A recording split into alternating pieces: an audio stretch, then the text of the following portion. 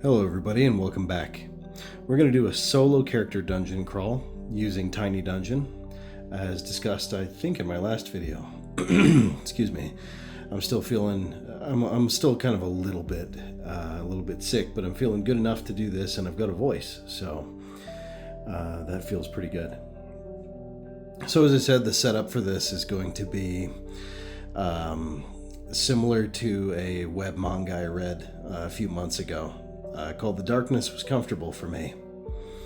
And in this, I myself, the Grim Guy, have been Isekai'd and brought to another world. And I'll give you a little bit of the background on how that happened, and it's a lot like how it happened in the manga. So, for my job, I have to use a phone to navigate wherever I go, and I work overnight a lot of time. No, well, not completely over the night, but I work late.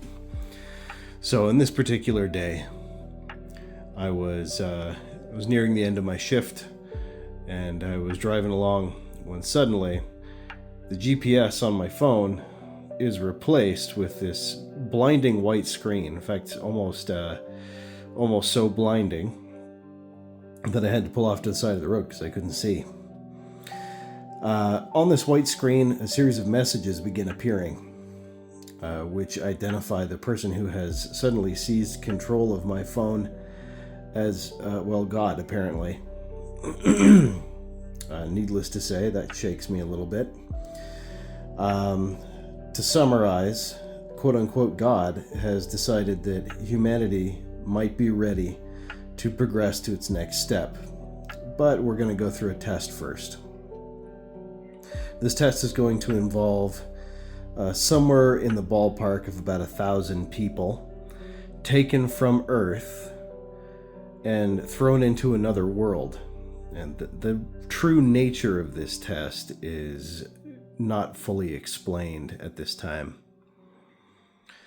So he goes on to say that these 1,000 people are going to be marked somehow, and that we have somewhere in the area of 3 to 6 months to prepare, whatever that means. I assume we're getting our affairs in order, and then we're going to be taken to another place.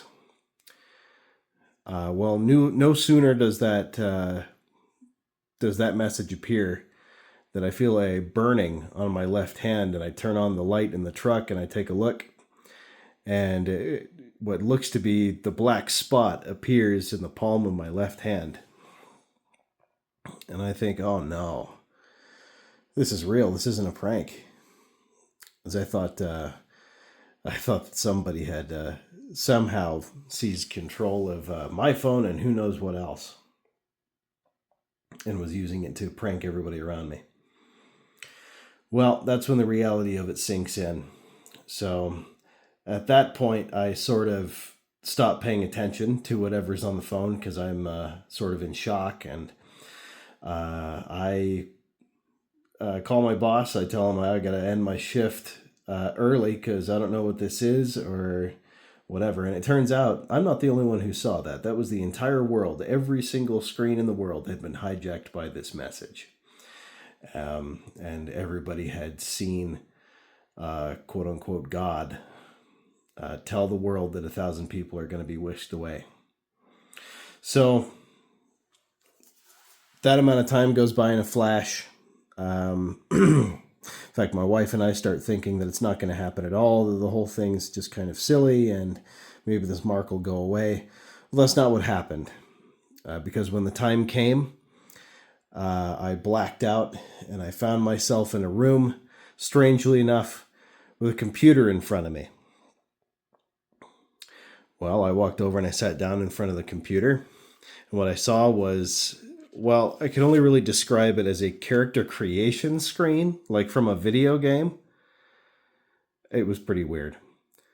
So, in any case, I used it to give myself abilities that I thought might be useful. Now, the way I'm going to run magic in this game is quite a bit different than how it's portrayed in the manga. or manhwa. Actually, I think it is Japanese, so it's a manga.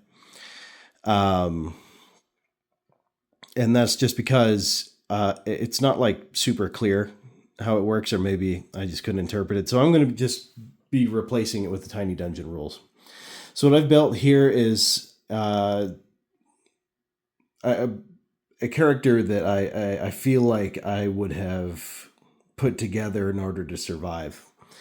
And that's somebody who can more or less handle what's thrown in front of me by myself, because I don't know the other people they're going to be thrown in here with me.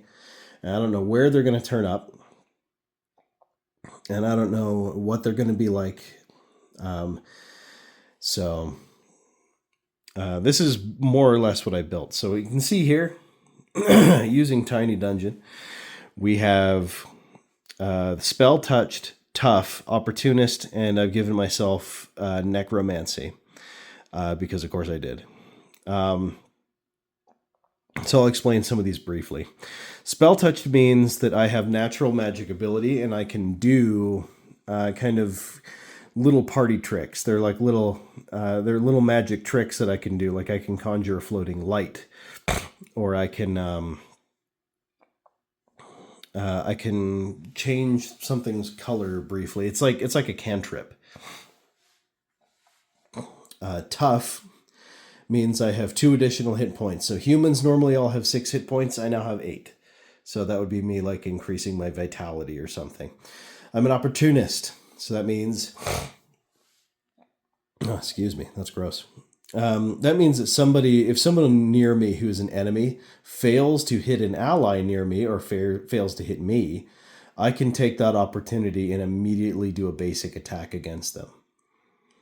So I took Necromancy because, judging by the spells that were listed on the the computer screen, that part was always kind of silly to me. I don't know. Do you guys prefer your isekais or fantasy, if you watch these things? Do you prefer them with or without a game screen? I tend to like them without, but it lends itself pretty well to a tabletop scenario. So, seeing the spells here, there are some that are immediately useful and some that are very situationally useful. So going down the list, every single, whenever you take Archmage, you can take a list of spells, and there's 4 for each. So I have Command Undead, Summon Undead, Leech, and Resurrect.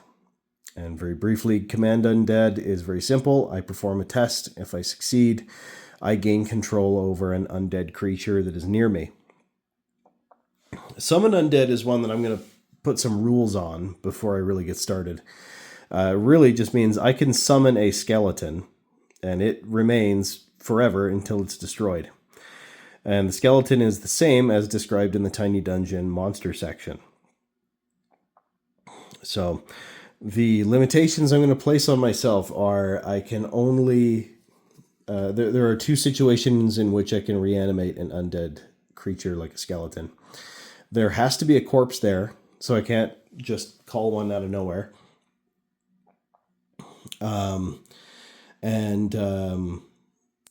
I have 1 chance to reanimate a minion that dies. So, let's say one of my skeletons goes down. I have 1 chance to reanimate it again. And if I fail, I fail. And the same goes to any corpse I find. So let's say I find a dead orc somewhere, and I fail the test to summon up to transform it into an undead creature. That corpse is going to crumble to dust because it was fully overcome by the dark magic that was sort of infesting it. Okay, so the next one is Leech. That's a ranged attack, and it lets me heal myself 1. It deals 1 damage, and I get to heal 1. And finally, the last one, Resurrect. Yeah, you heard correctly. Resurrect, as in bringing someone back to full, true life. That's bonkers. And the reason I have that marked with those kind of shiny marks there is because I'm saying that this, because of how I built myself, or because of who I am, or something like that, I have been granted the super special, secret, awesome ability to actually truly resurrect somebody. Now, granted, just like reanimating the dead, I can only attempt this once per corpse. And in game, there are actually some there has to be a situation present where I have disadvantage if it's super old, like bones, and I have advantage if it's willing, if the spirit is willing. Now, there's no real way for me to know that. I can determine that randomly if I want. But otherwise, it's just 2d6. Then the corpse has to be pretty fresh. I have no idea why that is in a necromancy spell list as opposed to more like a cleric type spell list, or as some extension of the heal spell or the heal ability, like it should be. But I guess I've got it. I've chosen to use a heavy Morning Star, mainly to keep the action economy quote unquote fair. Because I want to, I like placing these limitations on myself. They're sort of fun to play around, where normally you can, you have 2 actions per turn. So I can move an attack, or I can attack an attack, or I can cast 2 spells or something like that.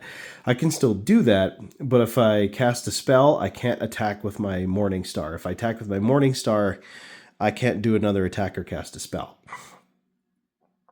So that sort of limits the things I can do, and it deals 2 damage. So I like the trade-off there, because I like damage. So that is the character that I created. That's how I kind of put my stats together. Now, the idea here is the reason I'm dungeon crawling as opposed to much else is because I sort of got it in my head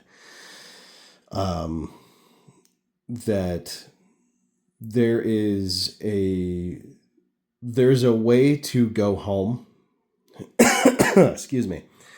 This may or may not be true, but I believe this way to go home can be found at the bottom of this or a dungeon.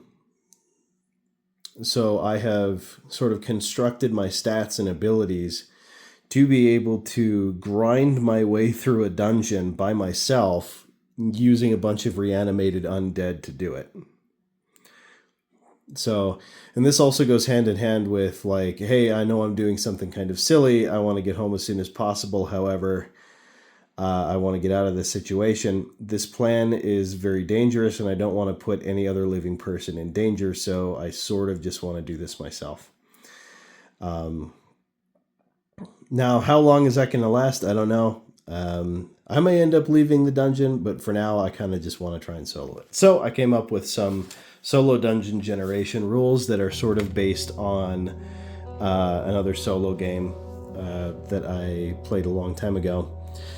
So this is sort of the formula I'm working with. So so I've created a scavenging section there, and that's because we're going to be surviving dungeon meshy style, meaning we're going to be eating monsters or moss or just scavenging whatever supplies that we have here. And besides that, we're also going with a monster core progression system, very similar to a lot of other fantasy manga or anime, where monsters usually have a magical core. What that is supposed to be, I don't know, but they usually have them. And if I collect 5 monster cores, I can transform 5 of those into another trait. So that's sort of my leveling system here, is by cores. So, with all that, we can finally begin. I found my tripod. So now we have a better bird's eye view of our dungeon. So let me just crack open this drink here, and we can get started. So, I always kind of liked the idea of entering a dungeon through just like a straight down like hole in the ground. It seems more stark. So I think that's what we're going to do. So let's take our dice here. And as per our dungeon generation rules, also I think something I want to do is determine the square I start on randomly. I can't start outside the map, so we're gonna try that again. Up top. Okay, so here's our starting square. So, as we can see, there are 2d6 squares in a room. That's 4 squares in this room. Obviously, I start with no undead minions because I have not found anything to reanimate yet, and I'm not going to go digging up people's dead bodies. D3 doors in the room. There's a single door in this room. So how this works is we can put these squares in any sort of position we want, as long as there's 4 of the squares. But you know, we're going to be simple for now. We're going to have this door be right here, and the rest of the room is like so. Now, because I'm heading straight down into the dungeon, we are actually looking for stairs as well. So that's one of our primary goals, and we're going to go down as many layers as it takes. Oh yeah, something else I should mention is that every single floor, for some reason, has a boss that just hangs out on that floor. It's very, very video gamey, and that's just how we're going to do it. So let's put me in there. There I am. Something I should have put on here is like, is the door locked or stuck or open or whatever? But we'll put that in there next time. So for now, the door is open, and we're going to move through into a new room, and here we go. So we're going to generate our new room. 12 squares. Okay, that's a big room. Okay, there's a big 12 square room. We rolled that there are 2 doors. When you roll for doors, that never counts the door you just entered from. So now what we're going to do is we're going to just go down. We're going to go down the line with these operations here, and we're just going to determine what's in here. So first and foremost, I should probably check to see if let's see, do I have encounter on there? Okay, so we have a 2 in 6 chance of there being an encounter, so that's 1 or 2. That's a 1. There is an encounter in this room. So now we're going to roll a d6, and we're going to see what kind of encounter this is. This is a 2, so this is monsters. So I'm going to roll and see the number of monsters here. Exactly how screwed are we? There are 6 monsters in here. Man, this dungeon pulls no punches. Unlike in Dungeons and Dragons, where one might expect some kind of reaction roll to our presence from monsters, in anime and manga, a lot of monsters tend to be fight until we die sort of thing. So these are sort of like rage goblins. We are only going to be encountering very low level monsters here. This is the first level of the dungeon. So in the logic of these stories, that means that the deeper we go, the crazier the monsters are going to get. So here we are. We have 6 goblins, and there's little sense in talking to them because they're just crazy, and they want me to die. They want me to die immediately. So I'm going to go ahead and do a test. So in this, only the players test for initiative. If I succeed, I go before the monsters. If I fail, I go after the monsters. And we are looking for 5s and 6s on 2d6. And that's how we're going to determine whether or not we succeed. Any other number doesn't really count. We're looking for 5s and 6s. So these goblins are as described as the player race. They have like 2 hit points. I think they have 2 hit points. Let me look that up really quick. They don't have any traits or anything like that right now. These are very low level. If we encounter like a boss monster, he might have some traits. But not these dudes. So goblins have 4 hit points each. This is going to be rough. This is going to be very, very rough. So here we go. 5s and 6s. We got 2 2s. I go after the monsters. This makes sense. I'm not like an experienced adventurer or anything. I'm just some guy, and I might be dead by the end of this. I'm going to go through the combat really fast. I might show you, yeah, I'll show you the first couple of rounds here, but it's essentially what you're thinking. You know, you move, you do an attack. So like this guy here with the scimitar, he's going to move here, and he's going to do an attack. Just a basic attack. He wants 5s and 6s. You got a 6, so he does a single damage to me.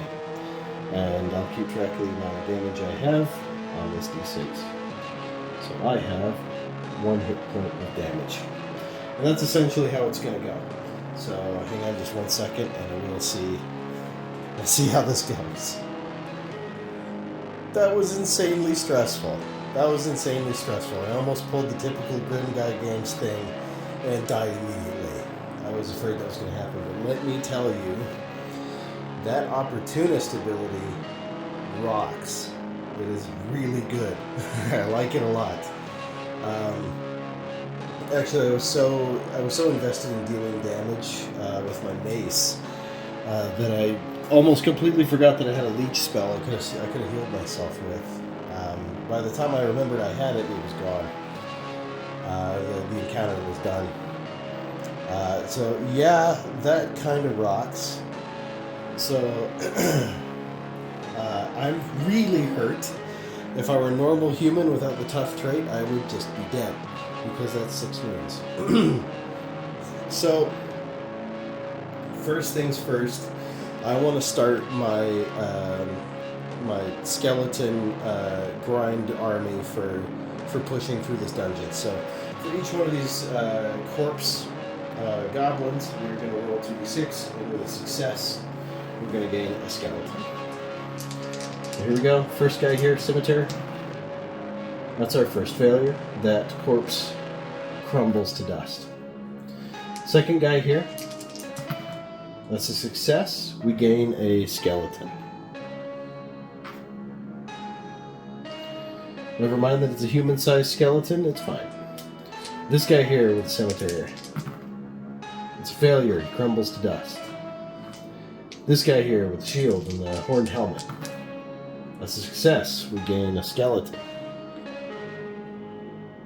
Well, it feels good to start getting to work, huh? Last two. This guy here.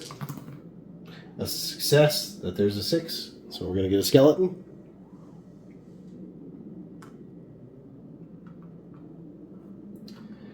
And last guy there. That's a success. There's a 5. We have 4 skeletons.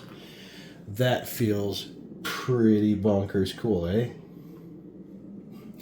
Except I'm still really, really hurting. So I think what our plan is, excuse me. I think I'm going to start delving into some more of these areas. No. I need to scavenge this room first, huh? We're not done in here. Okay, so keeping in mind that we're insanely hurt, we are going to, now with the help of our skeletons, we're going to scavenge through this room. We're going to see what we get. So that's 1d6 for scavenging. That's a 4. That means we find some monster cores. Okay, so each one of those had a monster core, huh? So that means we find 7 monster cores. That's fantastic. That means we have enough for another trait. I think we can only do that in a specific way, though. I don't think we can do that ourselves. So we might actually have to leave the dungeon anyway, unless we can find some way to do it. So these monster cores look like these weird little purple glowing rock things, which we're then going to greedily stuff in our pockets. So we have 7 monster cores. That feels pretty good. I could have gone with like a potion or anything, or something. Also, I have food and water on here. I'm going to go ahead and say I have a certain amount of days of food and water. Let's see. I got 2 days of food and water. So that means at least 1 meal a day. So that's just something like bread or something. But we are absolutely going to have to scavenge more stuff. Water is going to be kind of rare.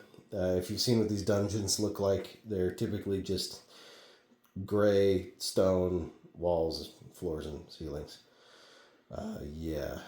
So we will cross that bridge when we get there, he said, knowing full well he could just starve to death down here. So we've marched into our next room. There are 8 squares in here. There is no encounter, and there are actually 3 doors, not 2. I only drew 2. So we're going to say there is another door right here.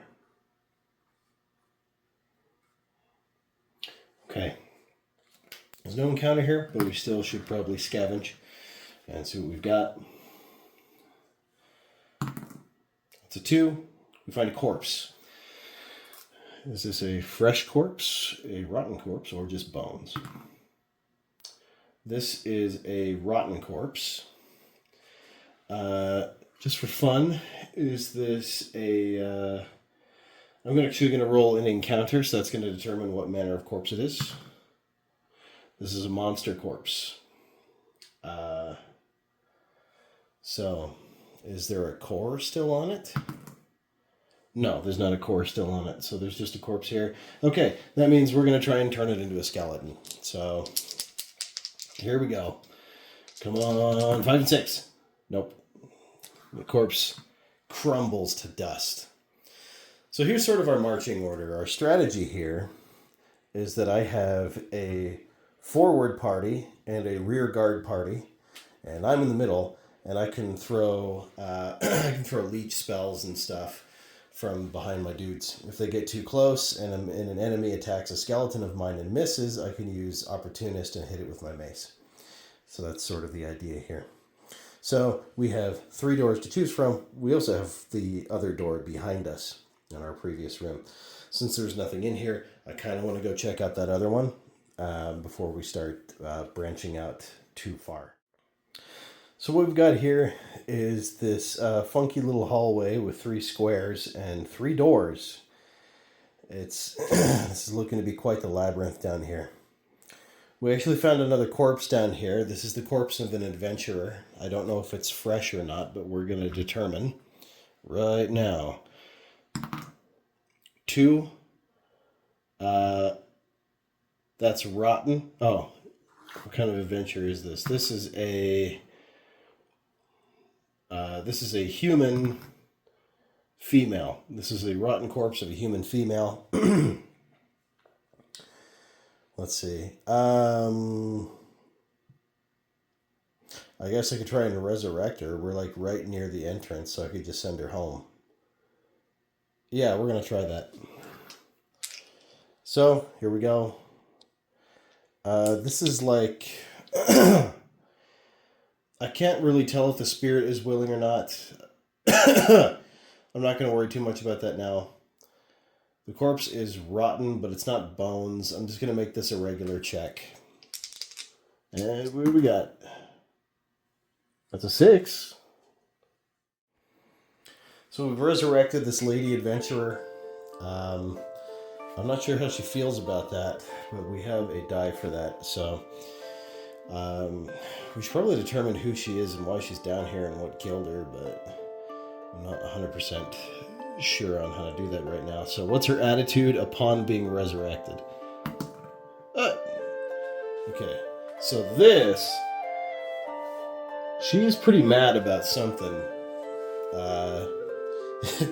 Is she mad to be back to life? Like, I guess I could fix that for you, but no, she's not bad. She's not mad about being back to life.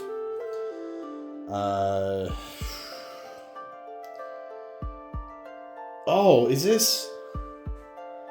Okay, so there are a number of tropes that go with sort of these manga fantasy adventures. So I'm going to go ahead and assume that in this world there's also an adventurer's guild, and if there's an adventurer's guild, then there are dirty, rotten adventurers out there that are just going to abandon people.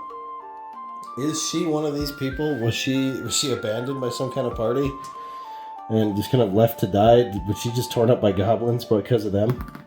No, that's not what happened. Maybe she's, at this point, I'm just going to assume she's mad that she got killed. This is layer 1 of the dungeon. Maybe that's just really, really embarrassing. Either way, welcome back to the world of living. Get the heck out of here.